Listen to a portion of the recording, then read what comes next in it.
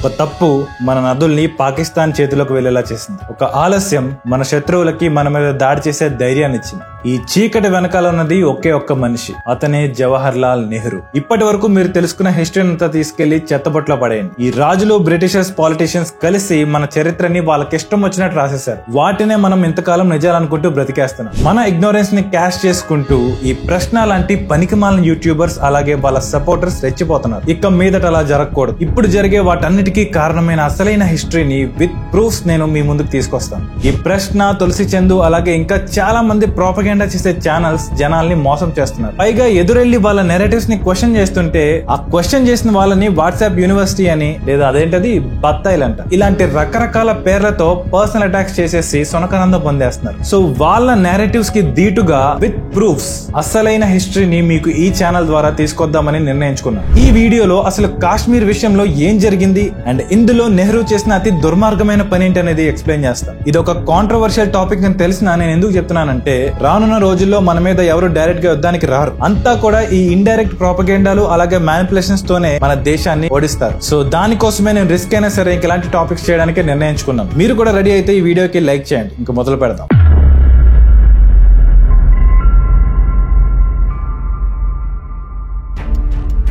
అది 1847 August. British వాళ్ళు మన దేశాన్ని వదిలి వెళ్లిపోతూ సక్సెస్ఫుల్లీ దేశాన్ని రెండు ముక్కలు చేశారు, పాకిస్తాన్ అలాగే ఇండియా. ఈ పార్టిషన్ లో కొన్ని లక్షల మంది చనిపోయారు. కోట్ల మంది వాళ్ళ ఇల్లు వదిలేసి వేరే వేరే ప్రాంతాలకి వెళ్లిపోవాల్సి వచ్చింది. ఈ గందరగోళంలో కాశ్మీర్ అనేది మన ఇండియాకి ఒక టైం బాంబులా మారిపోయింది. బ్రిటిష్ వదిలి వెళ్లే టైం కి మన ఇండియా అప్రాక్సిమేట్లీ 562 ప్రిన్స్లీ స్టేట్స్ గా విడిపోయి ఉంది. అందరూ కూడా ఒకే దేశానికి సంబంధించిన వాళ్ళగే ఉండేవారు, కానీ ఫంక్షన్ అయ్యే విధానం మాత్రం సెపరేట్ గా ఉండేది. సో ఇండిపెండెన్స్ తర్వాత సర్దార్ వల్లభాయ్ పటేల్ గారు, విపి మీనన్ గారు కలిసి అన్ని ప్రిన్స్లీ స్టేట్స్ కి వెళ్లి వాళ్ళకి పరిస్థితులన్నీ ఎక్స్ప్లెయిన్ చేసి ప్రతి ఒక్కరికి కూడా 3 ఆప్షన్లు ఇచ్చారు. 1 ఎప్పట్లాగే ఇండిపెండెంట్ గా ఉండిపోవడం, 2 పాకిస్తాన్ తో కలిసిపోవడం, 3 ఇండియాతో కలవడం. చాలా మటుకు ప్రిన్స్లీ స్టేట్స్ ఆప్షన్ 3 ని ఎంచుకుని మన ఇండియాతో కలిసిపోయాయి. కానీ 6 మాత్రం మాకు అది అవసరం లేదని బెట్టు చేశారు. అందులో ఈ కాశ్మీర్ ఒకటి. అప్పట్లో దాన్ని రూల్ చేసింది మహారాజా హరిసింగ్. ఫస్ట్ లో ఆయన మన ఇండియాతో కలవడానికి ఒప్పుకోలేదు. ఆయన స్వతంత్రంగానే ఉండడానికి ఇష్టపడ్డారు. కానీ కాశ్మీర్ లో మెజారిటీ ముస్లింస్ అవడం అలాగే పక్కనే కొత్తగా ఏర్పడిన పాకిస్తాన్ ఉండడం వల్ల అల్లర్లు బాగా పెరుగుతూ వచ్చాయి. సో అదే టైంలో ఇండియా పూర్తి సెక్యులర్ కంట్రీగా మారిపోయింది, అలాగే చాలా పీస్ఫుల్ గా ఉంది. అట్లీస్ట్ అలా ఉందని అనుకున్నాం. సో ఇంకా ఇదే టైం అని చెప్పి ఈ పాకిస్తాన్ వాళ్ళు కాశ్మీర్ ని ఆక్యుపై చేసుకుందాం అనుకున్నారు. స్లోగా అటాక్ స్టార్ట్ చేశారు. అప్పుడు మహారాజా హరిసింగ్ మన ఇండియన్ గవర్నమెంట్ కి నాకు ఇండియాలో విలీనం అవ్వాలని ఆసక్తిగా ఉంది, అలాగే ఇప్పుడు ఈ పాకిస్తాన్ అటాక్ ని ఎదుర్కోవడానికి నాకు మీ నుంచి సైన్యం కావాలి అని లెటర్ రాశాడు. అలాగే ఆయన డిప్యూటీ ప్రైమ్ మినిస్టర్ అయిన రామ్ లాల్ భట్టాని కూడా మన ఢిల్లీకి పంపించారు. కానీ నెహ్రూ ఏం చేశాడు? మీకు మా సైనిక సహాయం కావాలి అంటే ముందు మీ పవర్ ని షేక్ అబ్దుల్లాకి ఇవ్వమని చెప్పాడు. ఈ డీల్ కి ఓకే అయితేనే మేము సైన్యాన్ని పంపిస్తామని కూడా ముఖం మీద చెప్పేశారు. కానీ అది హరిసింగ్ కు ఏమాత్రం ఇష్టం లేదు. Sheikh Abdullah national conference leader, అలాగే నా ప్రభుత్వానికి వ్యతిరేకంగా కూడా ఉద్యమాలు చేశాడు. అలాంటి వాడికి నేను పవర్ ఎందుకు ఇస్తానని ఈయన కూడా ఒప్పుకోలేదు. సో ఈ డిస్కషన్స్ తో చాలా టైం వేస్ట్ అయిపోయింది. అక్టోబర్ 22, 1947 పాకిస్తాన్ కాశ్మీర్ పైన ఇండైరెక్ట్ గా దాడులు చేయడం మొదలుపెట్టింది. డైరెక్ట్ గా మిలిటరీ అటాక్ చేయకుండా ట్రైబల్ లష్కర్స్ అంటే గిరిజన యోధుల్ని వాడుకుని పాకిస్తాన్ ఆర్మీ వీళ్ళకి కోవర్ట్ సపోర్ట్ ఇస్తూ దాడి చేసింది. ఈ లష్కర్స్ అలా పాక్ సైన్యంతో కలిసి బర్ములా చేరుకున్నారు. కానీ ఈ వచ్చే మార్గం మధ్యలో మొత్తం 11,000 మందిని చంపేశారు. మహిళలపై అయితే ఇంకా వేరే లెవెల్ అక్రమాలు చేశారు. ఊళ్ళన్నిటినీ కాల్ చేస్తూ గుళ్ళని డిస్ట్రాయ్ చేసేశారు. ఇంకా వెంటనే హరిసింగ్ అక్కడి నుండి జమ్మూకి పారిపోయి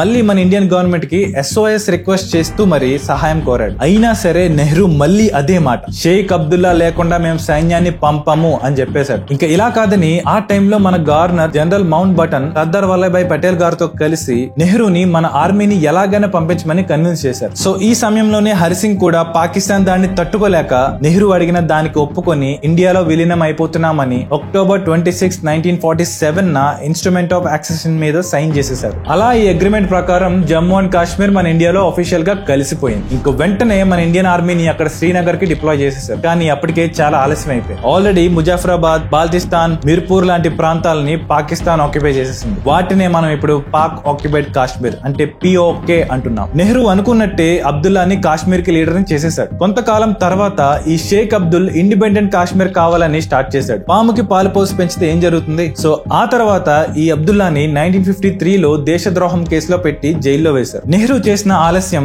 మన ఇండియన్ పొలిటికల్ హిస్టరీలోనే ఒక బిగ్గెస్ట్ హెడేకే కూర్చుంది. 75 సంవత్సరాలుగా ఇండియాకి పాకిస్తాన్ కి మధ్య ఈ కాశ్మీర్ కోసం యుద్ధం జరుగుతూనే ఉంది. అండ్ ఆ తర్వాత 1960లో నెహ్రూ పాకిస్తాన్ తో కలిసి ఇండస్ వాటర్ ట్రీటీని సైన్ చేశారు.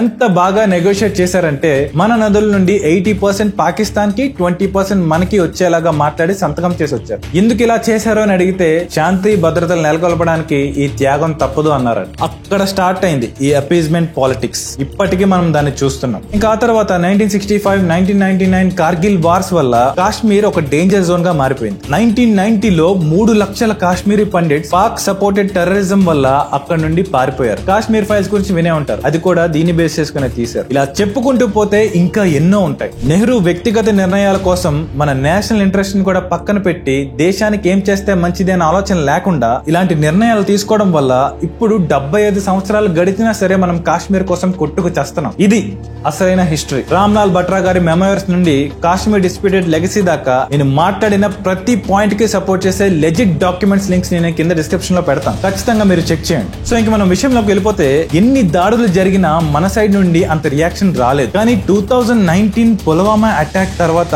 సీన్ మారిపోయింది. సర్జికల్ స్ట్రైక్ తో అందరినీ లేపేశారు. ఆర్టికల్ 370ని రద్దు చేశారు. పాకిస్తాన్ కరెన్సీ పడిపోయేలా చేశారు. అన్ని రకాలుగా దాన్ని తొక్కే స్ట్రాటజీస్ తో ముందుకొచ్చారు. నాకు తెలుసు బీజేపీ అన్ని యాంగిల్స్ లో పర్ఫెక్ట్ కాదని, వెతికి చూస్తే చాలా బొక్కలే కనబడతాయని. కానీ మన దేశ పరిస్థితిని ఒకసారి చూస్తే దేని మీద ఫోకస్ చేయాలో కూడా తెలియనంత పిచ్చెక్కిపోయేంత గందరగోళంగా ఉంది. మన శత్రువులు దేశం బయటే కాకుండా లోపల కూడా ఉండడంతో దీని గవర్నెన్స్ 100 టైమ్స్ కష్టంగా మారింది. ఇది కూడా గుర్తుపెట్టుకోండి. ఈ ప్రశ్న లాంటి ఛానల్స్ జనాల్ని గొర్రెలను చేసి మోసం చేస్తున్నాయి. నిజాలు చెప్పే వాళ్ళని వాట్సాప్ యూనివర్సిటీని లేబుల్ చేస్తున్నాయి. ఈ పాములు మన సైనికుల త్యాగాల్ని అవమానిస్తున్నారు. ఒకసారి వెనక్కి తిరిగి చూడండి. ఇవన్నీ కూడా మన ఫ్యూచర్ మీద ఖచ్చితంగా ఎఫెక్ట్ చేస్తాయి. ఇప్పుడు కాశ్మీర్ లో జరుగుతున్న ప్రతి పేలుడు, ప్రతి అటాక్, పోయే ప్రతి అమాయకుడి ప్రాణం వెనక ఇంత డార్క్ హిస్టరీ ఉంది. తప్పు వాళ్ళదే కాదు, మనలాంటి సామాన్యులు చరిత్ర చదవకపోవడం అలాగే ప్రశ్నించకపోవడం కూడా నేరం. బయటున్న ఎదవలో ఎంత పెద్ద మ్యానిపులేషన్ చేస్తున్నారో మీకు చిన్న ఎగ్జాంపుల్ చూపిస్తాను. అసలు భారతదేశంలో చరిత్ర ఏంటి? ఈ భారతదేశంది కశ్మీర్ అని అంటున్నావు. భారతదేశంది కశ్మీర్ ఎప్పుడైంది? భారతదేశంలోకి నేను వస్తాను, నేను యాక్సెప్ట్ చేస్తానని చెప్పని సంతకం పెట్టేదాకా కూడా కశ్మీర్ ఏ ప్రాంతం? ఒక సపరేట్ రాజ్యం కాదా? హైదరాబాద్ సపరేట్ రాజ్యం కాదా? జూనాగఢ్ సపరేట్ రాజ్యం కాదా? ఏమంటారు దాన్ని? Instrument of accession. దాని మీద సైన్ చేసేదాకా కూడా హిందూ కింగ్ అతను కశ్మీర్ ఇవ్వలా. ఇండైరెక్ట్లీ కాశ్మీర్ మంది కాదు అని చెప్పేస్తున్నాడు. ఇలా చెప్పి వీడు ఎవరికి సపోర్ట్ చేస్తున్నాడు? మ్యాటర్ ఉండదని తెలిసినా ఆ వీడియో అతి కష్టం మీద చాలా వరకు చూశాను. ఏదైనా ఒక్కటైనా వ్యాలిడ్ పాయింట్ చెప్పకపోతాడా అని. బట్ ఏమీ లేదు, అంతా డొల్ల. ఏదో నేను స్టార్టింగ్ లో చెప్పినట్టు అతని సబ్స్క్రైబర్స్ కి కొంచెం సొనకానందం ఇద్దామని చెప్పి ట్రెండింగ్ లో ఉన్న ఏజూడ్ ని వేసుకున్నాడు. గతంలో నేను కూడా ఏజూడ్ మీద ఎక్స్పోజ్ చేస్తూ వీడియో చేశాను. కానీ ఆ తర్వాత తన కంటెంట్ ఫామ్ ని మొత్తం మార్చేశాడు. అండ్ మెల్లిగా తను రావాల్సిన చోటికే, అంటే మన ధర్మం వైపుకే వస్తున్నాడు. I sincerely appreciate that. And ఈ మ్యాటర్ లో నేను ఏజూడ్ కి సపోర్ట్ చేస్తాను. ఎందుకంటే నా ఎలిజెన్స్ ఎప్పుడు కూడా ఈ దేశానికి అలాగే మన ధర్మానికి ఉంటుంది. సో ఈ ప్రశ్న, అదే ఈ ఆడియన్స్ ముద్దుగా జోసఫ్ అని పిలుచుకుంటారు కదా, అతని విషయానికి వస్తే వచ్చే వీడియోస్ లో తేల్చేద్దాం. సరే, ఇక మ్యాటర్ లోకి వెళ్ళిపోదాం. ఈ కాశ్మీర్ ఇష్యూ చూసాక నాకు ఒక డౌట్ వచ్చింది. అసలు మాక్సిమం గొడవలన్నీ ఈ కాశ్మీర్ మీద జరుగుతున్నాయి కదా. సడన్ గా మన గవర్నమెంట్ కి చిరాకు వచ్చేసి ఈ కాశ్మీర్ ని పాకిస్తాన్ కి ఇచ్చేస్తే ఏం జరుగుతుంది? సో ఈ క్వశ్చన్ ని నెక్స్ట్ వీడియోలో బ్రేక్ చేద్దాం.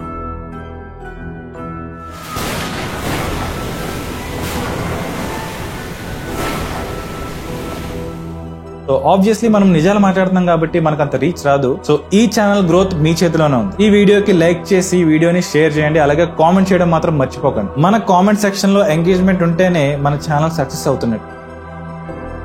జై శ్రీరామ్, జై హింద్.